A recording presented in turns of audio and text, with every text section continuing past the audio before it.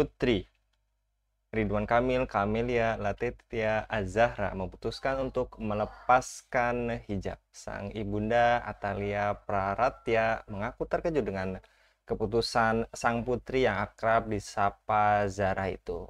Atalia mengatakan bahwa Zahra sudah lama mempertimbangkan keputusannya itu. Namun Atalia justru terkejut lantaran putrinya juga memposting pilihannya melepas hijab di akun media sosialnya.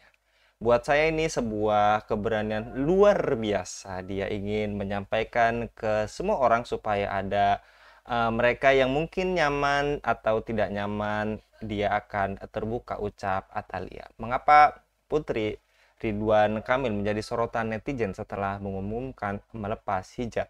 Apakah keputusan Zahra dipengaruhi lingkungan kuliahnya dan bagaimana hukum hijab dalam Islam? Untuk membahasnya kami terhubung dengan pengamat sosial media Bung Adi Victoria. Kita sapa terlebih dahulu. Assalamualaikum warahmatullahi wabarakatuh, Bung Adi.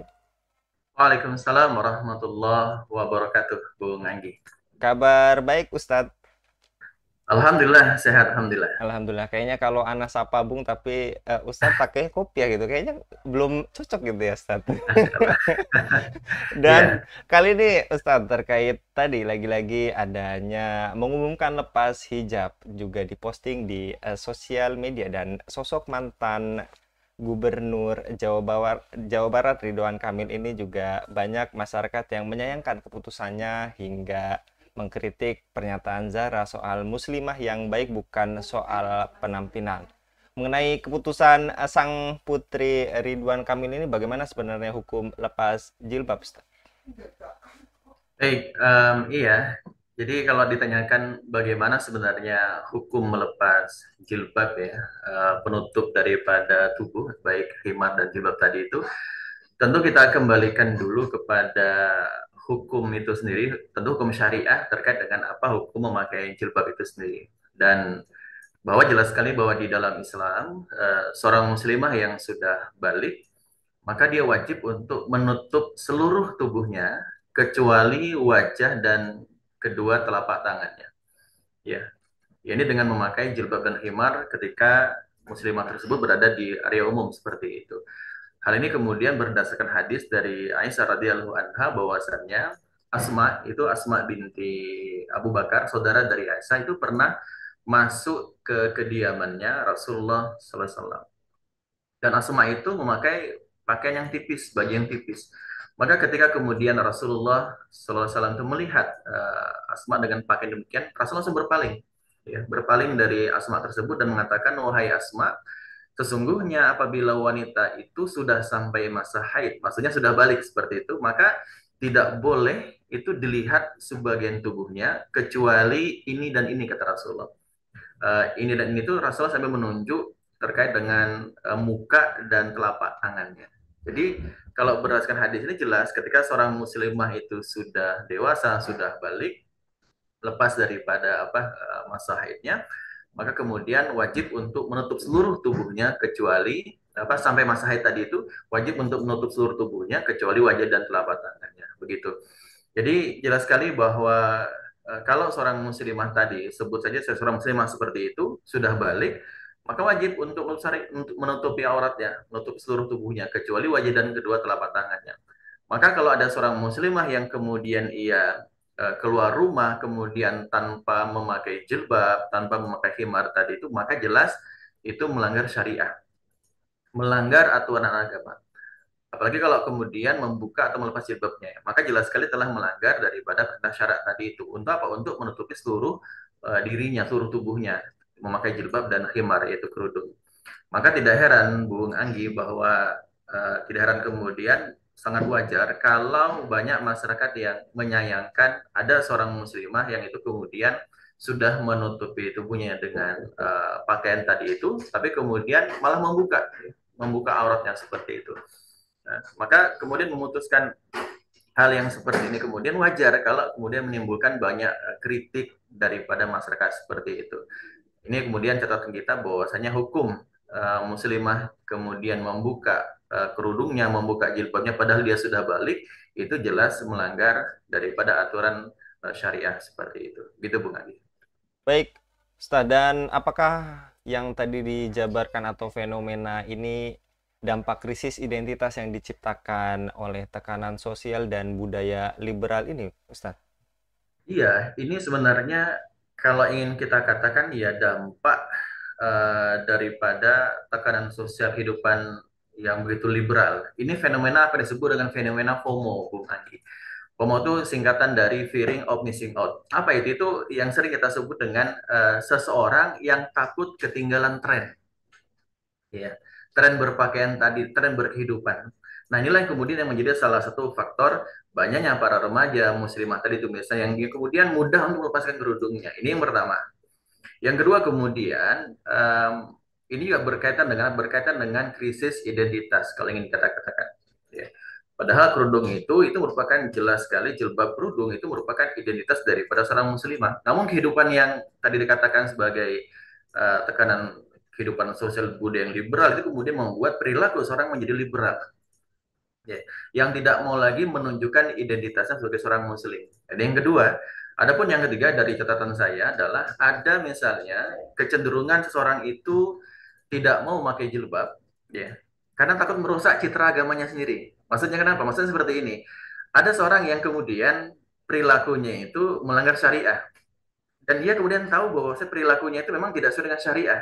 Nah, maka ia kemudian untuk tidak merusak daripada citra agama yang dianutnya Islam misalnya seperti itu, maka ia kemudian melepaskan jilbabnya agar kemudian perilakunya itu dianggapnya tidak merusak daripada agamanya tadi. Inilah kemudian buah daripada kehidupan yang liberal, ya, yang memang budaya budaya pergaulan liberal ini merupakan kehidupan yang sangat-sangat jelas rusak dan juga dapat merusak perilaku pemahaman perilaku masyarakat yang ada di dalamnya. Dan ini sekali lagi buah daripada pemahaman apa yang disebut dengan sekularisme, Bung Anggi. Paham yang kemudian memisahkan agama dari kehidupan. Akibatnya apa? Akibatnya pergaulan itu menjadi kehidupan yang sangat-sangat liberal, sebagaimana yang kita bahas tadi. Seperti itu. Baik, Ustaz. Dan ini artinya apakah ketika memang syariat Islam tidak diterapkan secara sempurna, jadi kesadaran untuk berhijab atau menutup aurat secara sempurna akhirnya terletak pada pribadi-pribadi saja, Ustaz? Iya, um, sebenarnya kalau kesadaran untuk memakai jilbab ya, um, itu sebenarnya memang harus muncul dari kesadaran individu itu. Ya, harus muncul dari kesadaran pribadi itu sendiri, seorang muslimah itu sendiri, bahwasannya ketika dia telah menjadi seorang yang balik, ditandai dengan masa haidnya telah tiba, maka wajib untuk iltizam terikat kepada syariah. Salah satunya itu berkaitan dengan cara berpakaian, ya, cara berpakaian tadi itu. Disinilah kemudian pentingnya adanya ketakwaan dalam diri seorang, ya. Menjadi pribadi yang itu benar-benar berusaha untuk menjadi pribadi yang bertakwa kepada Allah Subhanahu wa taala. Takwa itu kan terkait dengan fi'lul wajibat wa tarkul muharramat, melaksanakan apa yang diwajibkan dan meninggalkan apa yang diharamkan. Sadar bahwasannya jilbab itu perkara yang wajib, maka dilakukan, harusnya dilakukan seperti itu. Maka penting kemudian masing-masing individu memiliki pemahaman yang baik terkait dengan kewajiban ketika seorang itu telah balik seperti itu. Tapi kemudian memang tidak cukup ya, apalagi kita hidup dalam sistem yang sekuler seperti ini, yang kemudian kehidupan yang tidak diatur dengan syariah, maka sebenarnya tidak hanya cukup dengan adanya ketakwaan individu. Bahkan di dalam sistem syariah sebagaimana yang dikatakan tadi, dalam kehidupan yang kafah seperti itu ada 3 pilar terkait dengan penerapan syariah yang kemudian bisa diterima secara kafah. Yang pertama adalah adanya ketakwaan individu. Yang kedua tidak hanya cukup adanya ketakwaan individu, tapi juga adanya kontrol masyarakat seperti itu. Adanya dakwah amar ma'ruf nahi munkar di tengah masyarakat. Namun pula tidak cukup hanya adanya ketakwaan individu, tidak cukup hanya adanya kontrol masyarakat, tapi juga adanya penerapan sanksi oleh negara. Negara lah kemudian yang melakukan aktivitas amar ma'ruf nahi mungkar yang kemudian memberikan sanksi kepada orang-orang yang kemudian melanggar syariah. Insya Allah kemudian ketika kehidupan syariah itu diterapkan secara kafah, maka akan terjaga yang namanya kehidupan Islam seperti itu. Maka kembali kalau kemudian kehidupan Islam itu telah terwujud secara kafah, maka memang kewajiban untuk memakai kerudung itu harusnya itu muncul daripada kesadaran pribadi-pribadi umat Islam itu sendiri. Begitu, Bu. Baik, Ustadz, dan bagaimana catatan Ustadz terkait aneka iklan atau promosi yang mengeksploitasi kecantikan para muslimah berhijab yang memiliki moto meski berhijab tetap bisa terlihat cantik di depan banyak lelaki. Apakah ini membuat kabur misi dari hijab yang sebetulnya bermaksud memuliakan muslimah tersebut, Ustadz? Ya, apa tadi dikatakan? Meski berhijab, tetap bisa kelihatan Cantik, cantik. ya. Insya Allah. Iya, jadi memang berjilbab ya, namun tetap ingin terlihat tampil menarik di depan laki-laki ajnabi, laki-laki asing atau yang bukan muharramnya seperti ini. Jelas, Bang, jelas jelas sekali ini keluar dari maksud dan tujuan pemakaian jilbab itu sendiri di dalam Islam seperti itu. Bahwa jilbab itu untuk dikenakan di muslimah untuk menjaga muslimah itu dan memuliakannya seperti itu, tidak diganggu oleh laki-laki lain. Jika malah kemudian seorang muslimah itu memakai jilbab kemudian ingin tetap kelihatan cantik gitu di hadapan laki-laki ajnabi yang bukan mahram tadi itu, ya maka jelas ini keluar dari maksud dan tujuan memakai jilbab itu sendiri. Padahal harusnya kemudian kita tuh seorang muslimah itu mengusahakan dirinya untuk tidak banyak berinteraksi bertemu dengan laki-laki ajnabi. Harusnya seperti itu.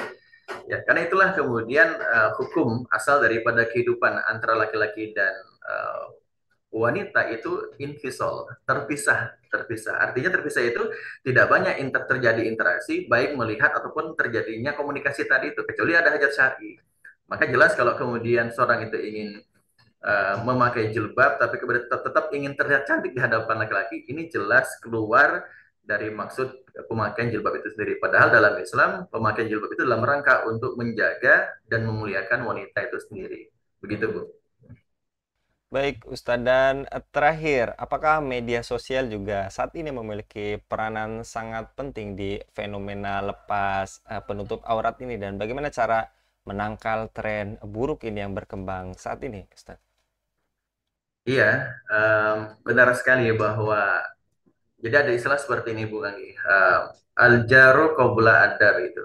Um, Al-jaru qabla adar. Memilih tetangga dulu, baru memilih tempat tinggal seperti itu. Tetangga itu ya baik tetangga dalam arti teman dunia nyata ataupun teman dunia maya seperti itu. Orang yang banyak berinteraksi dengan kita, lingkungan kita, ya lingkungan kita. Kenapa? Karena memang um, tempat di mana kita berada, tempat di mana kita banyak berinteraksi, itu sangat mempengaruhi terkait dengan kehidupan kita. Bahkan sahabat kita, teman kita, itu sangat mempengaruhi baik dan tidaknya agama kita.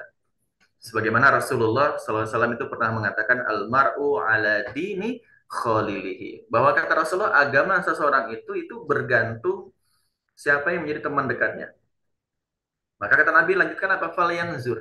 Ahadukum man yukhalilu. Maka lihatlah siapa yang menjadi teman dekat kalian. Itu nasihat Rasul seperti itu. Jadi perhatikan di mana kita berada. Ya, baik di lingkungan dalam arti dunia nyata, lingkungan tetangga kita, pergaulan kita, tempat duduk kita, tempat nongkrong kita, teman-teman kerja kita, kampus kita dan sebagainya seperti itu. Termasuk dunia maya yang masya Allah ini bisa diakses kapanpun dan dimanapun seperti itu. Ya, maka ada sebuah sebuah perkataan menarik yang dikatakan oleh Umar bin Khattab. Beliau mengatakan ma'u'tiyal abdu ba'da Islam ini amat, ya, bahwa tidak ada pemberian terbaik bagi seorang hamba itu um, setelah nikmat Islam tadi apa khairan min akhin salihin, kecuali memiliki teman yang salih, teman yang baik. Fa'idha wajada ahadukum dan min akhihi falyatamassak bihi. Maka kata Umar bin Khattab, maka apabila engkau bertemu dengan salah satu di antara keduanya, maka falyatamassak bihi, maka genggam erat tangannya. Ya, ini menjadi pelajaran nasihat bagi kita bahwa penting untuk melihat siapa yang menjadi teman dekat kita, siapa yang menjadi teman pergaulan kita, dan di mana kita berada seperti itu. Jadi bagaimana cara menangkalnya seperti itu?